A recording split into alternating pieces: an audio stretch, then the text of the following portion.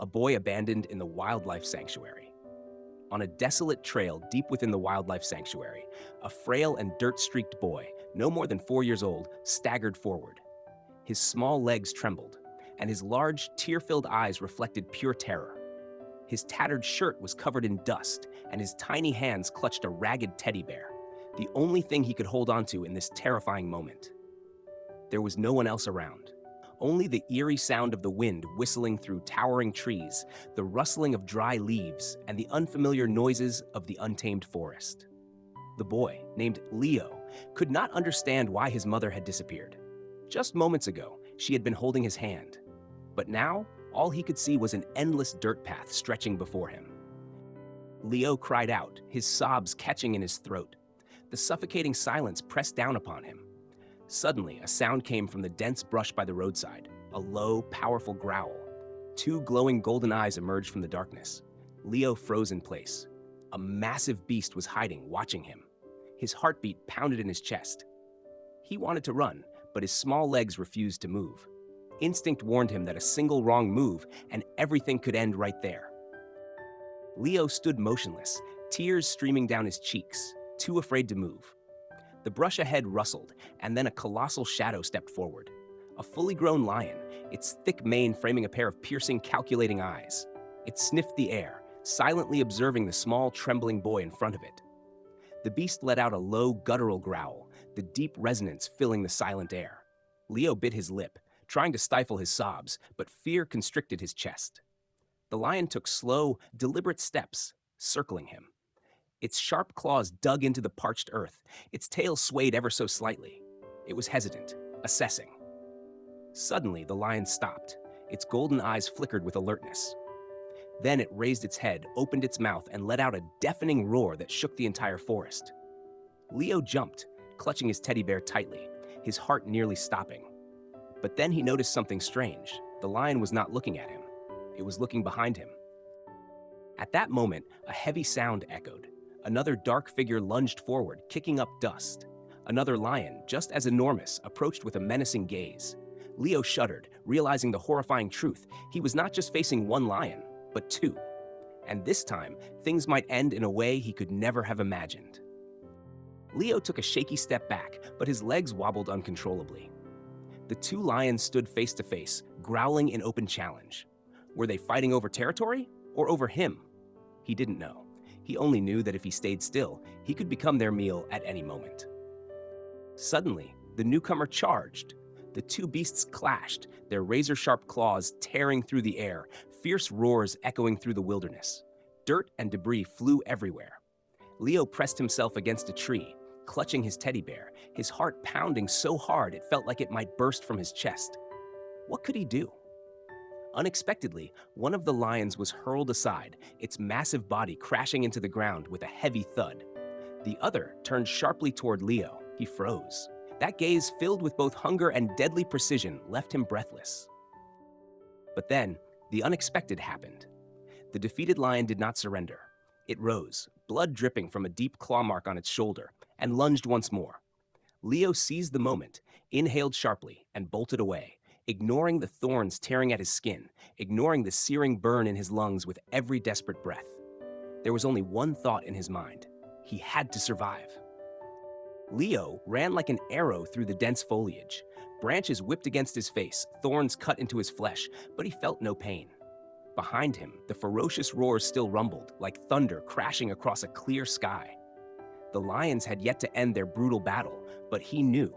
The moment they noticed their prey escaping, he would be next. He gasped for air, his tiny legs on the verge of collapse, but sheer terror kept him moving.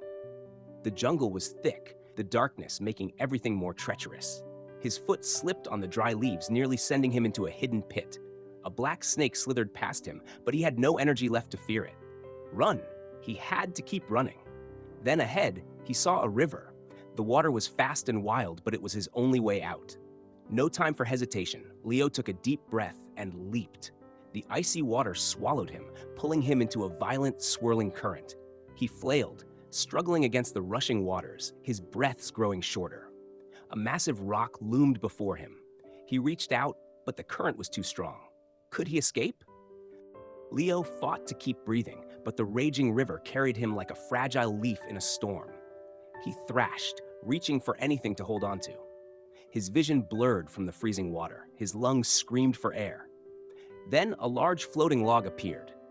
Without thinking, he grasped at it.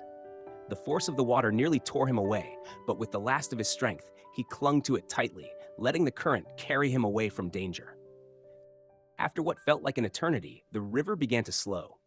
Leo clung to a large rock near the shore, struggling to climb out. His body trembled, utterly drained. His clothes were in tatters, his knees scraped raw, but he was alive. He collapsed onto the ground, panting heavily, feeling each painful breath fill his lungs. But he couldn't stop. He needed help. Leo scanned his surroundings, forcing himself to stand. In the distance, a faint light flickered, a small house in the middle of the forest. He dragged himself forward, his legs as heavy as lead. As he neared, he saw an old man chopping wood in the front yard.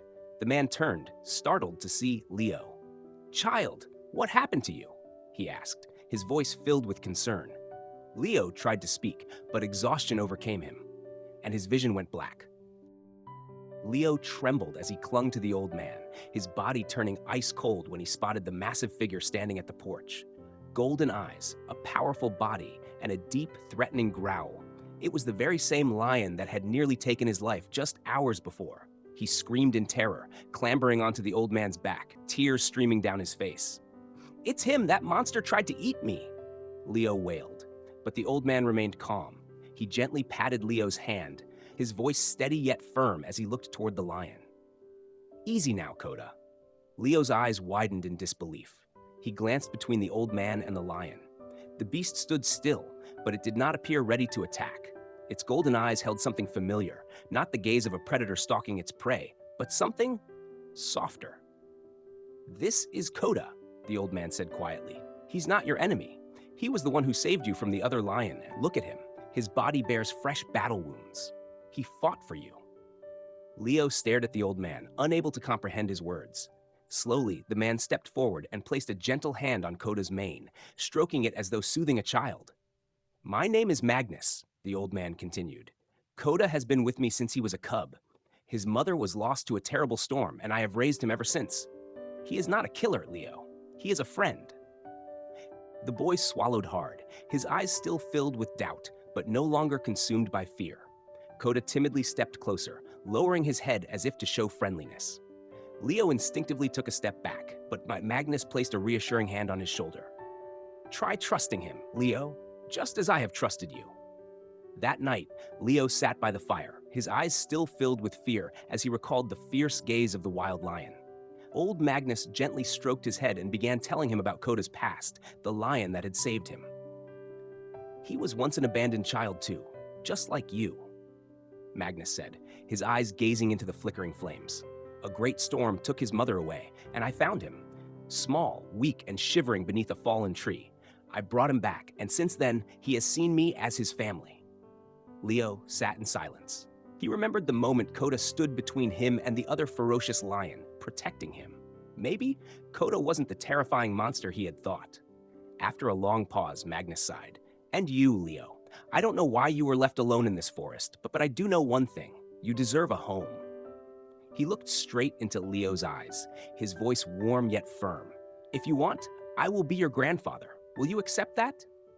Leo looked at him, then at Coda. The massive lion curled up on the porch like an oversized cat. A warmth spread through his chest, an unfamiliar yet comforting feeling of safety. Slowly, he nodded. In the days that followed, Leo gradually adjusted to his new life with Magnus and Coda. At first, he kept his distance from the lion, but over time, he realized Coda had no intention of harming him. The lion was nothing more than a loyal companion, always staying close to Magnus, and now to Leo as well.